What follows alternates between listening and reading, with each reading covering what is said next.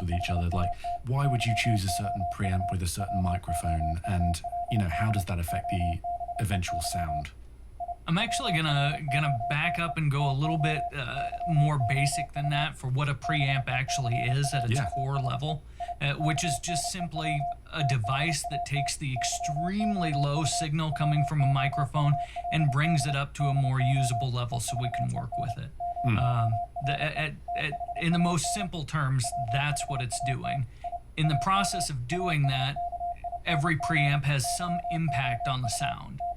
And I'm gonna bounce around a little bit here because there's this constant debate over which is more important, the microphone or the preamp, and a lot of people will say the preamp is more important. The reason where that line of thinking comes from is if you have half a dozen microphones and you get one really good preamp, you have improved all of those microphones. Right. Whereas if you buy one more microphone, you're just going to add one more sound. So that's where the line of thinking, where people have gotten this idea that the preamp is more important.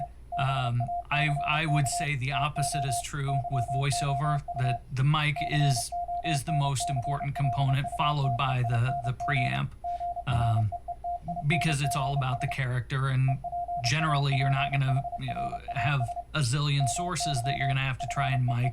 You're going to have one voice that you're going to be working with. Anyhow, into your question, the dance that they do, there's a lot that goes into it, but different preamps have different voicings, just like different mics have different voicings, and they're not always obvious. Some are, like the Neve 1073. It's got a certain sound to it. You know that whatever you plug into it is going to take on that Neve sound, but most of them are much more subtle than that.